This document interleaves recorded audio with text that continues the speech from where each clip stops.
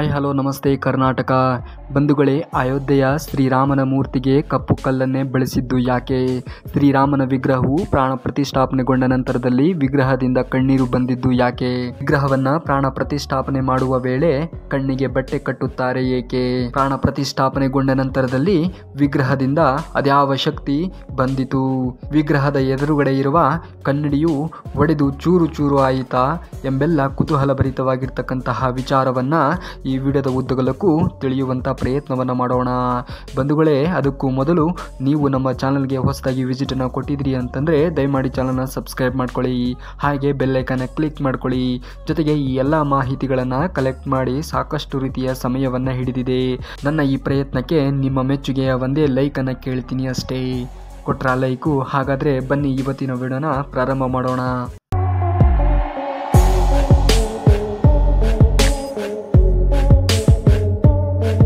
ಬಂಧುಗಳೇ, ಮೊದಲನೇದಾಗಿ ಶ್ರೀರಾಮನ ಮೂರ್ತಿಗೆ ಬಳಸಲಾಗಿರ್ತಕ್ಕಂತಹ ಕಲ್ಲಿನ ಹಿನ್ನೆಲೆಯನ್ನು ನೋಡೋಣ.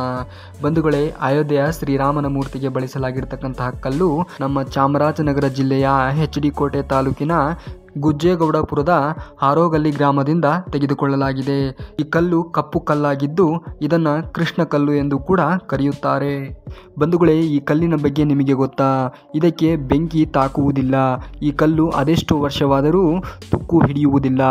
ಮಳೆ ಗಾಳಿ ಅದೆಂತಹ ಬಿಸಿಲು ಇದ್ದರೂ ಇದಕ್ಕೆ ತಡೆದುಕೊಳ್ಳುವಂತಹ ಶಕ್ತಿ ಈ ಕಲ್ಲಿಗಿದೆ. ಬಂಧುಗಳೇ, ಈ ಕಲ್ಲಿನ ಶಿಲ್ಪಿಯಾಗಿರುವ ಅರುಣ್ ಯೋಗಿರಾಜ್ರವರು ಈ ಕಲ್ಲನ್ನೇ ಯಾಕೆ ಬಳಸಿದ್ರು ಗೊತ್ತಾ? ಅವರ ಪೂರ್ವಜರು ಶಿಲೆಗಳ ಕೆತ್ತನೆಯ ಕಾರ್ಯಾಚರಣೆ ಮಾಡಿಕೊಂಡು ಬಂದವರು. ಹಾಗಾಗಿಯೇ ಯಾವ ಕಲ್ಲು ಹೆಚ್ಚು ಬಾಳಿಗೆ ಬರುತ್ತೆ, ಯಾವ ಕಲ್ಲು ಸುದೀರ್ಘವಾಗಿರ್ತಕ್ಕಂತಹ ಕಾಲ ಉಳಿಯಬಲ್ಲದು ಎನ್ನುವುದು ಅವರಿಗೆ ಗೊತ್ತಿರುವ ಸಂಗತಿಯಾಗಿತ್ತು. ಹಾಗಾಗಿಯೇ ಅವರು ಈ ಕಲ್ಲನ್ನು ಆಯ್ಕೆ ಮಾಡಿಕೊಂಡಿದ್ದು.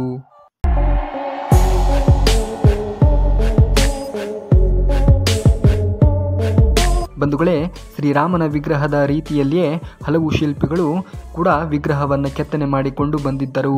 ಆದರೆ ಅರುಣ್ ಯೋಗಿರಾಜ್ರವರೇ ಕೆತ್ತನೆ ಮಾಡಿರ್ತಕ್ಕಂತಹ ವಿಗ್ರಹವನ್ನು ಆಯ್ಕೆ ಮಾಡಲು ಕಾರಣವೇನು ನಿಮಗೆ ಗೊತ್ತಾ?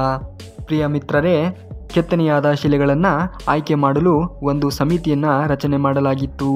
ಈ ಸಮಿತಿಯಲ್ಲಿರುವ ತೀರ್ಪುದಾರರು ಉಳಿದ ಬೇರೆ ಮೂರ್ತಿಗಳನ್ನು ಹೋಲಿಸಿದರೆ ಈ ಮೂರ್ತಿಯಲ್ಲಿ ದೈವಿಕ ಕಳೆ ಎದ್ದು ಕಾಣುತ್ತಿದೆ ಎಂಬ ಕಾರಣಕ್ಕೆ ಈ ಶಿಲೆಯನ್ನು ಆಯ್ಕೆ ಮಾಡಲಾಗಿತ್ತು.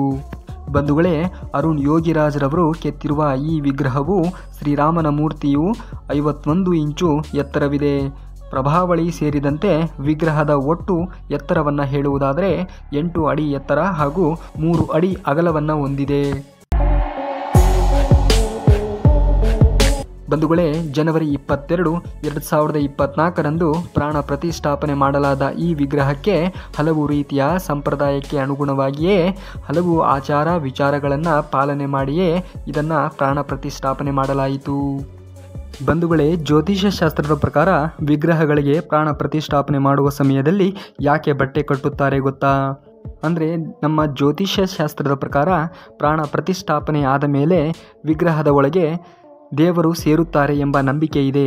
ಇದೇ ಕಾರಣಕ್ಕಾಗಿಯೇ ವಿಗ್ರಹವನ್ನು ಪ್ರಾಣ ಪ್ರತಿಷ್ಠಾಪನೆ ಮಾಡುವ ಸಮಯದಲ್ಲಿ ಕಣ್ಣಿಗೆ ಬಟ್ಟೆ ಕಟ್ಟುತ್ತಾರೆ.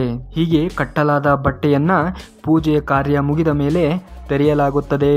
ಮೂರ್ತಿಯಿಂದ ಪಸರಿಸುವ ಬೆಳಕಿನ ಶಾಖಕ್ಕೆ ಕನ್ನಡಿಯೇ ಪುಡಿ ಪುಡಿಯಾಗುತ್ತದೆ. ಬಂಧುಗಳೇ, ಈ ಪ್ರಾಣ ಪ್ರತಿಷ್ಠಾಪನೆ ಎಂದರೆ ಏನು ಎಂದು ನಿಮಗೆ ಗೊತ್ತಾ?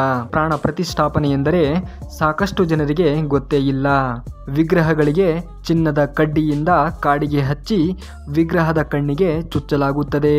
ಆ ಒಂದು ಸಮಯದಲ್ಲಿ ದೇವರು ವಿಗ್ರಹದ ಒಳಗೆ ಸೇರುತ್ತಾರೆ ಎಂಬ ನಂಬಿಕೆ ಇದೆ. ಇದನ್ನೇ ಪ್ರಾಣ ಪ್ರತಿಷ್ಠಾಪನೆ ಎಂದು ಕರೆಯುತ್ತಾರೆ.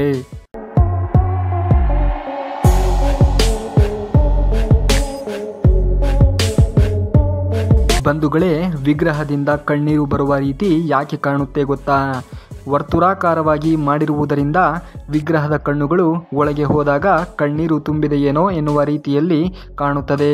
ಇಂತಹ ಅನೇಕ ರೀತಿಯ ಪವಾಡಗಳನ್ನು ಕಾಣಬಹುದು.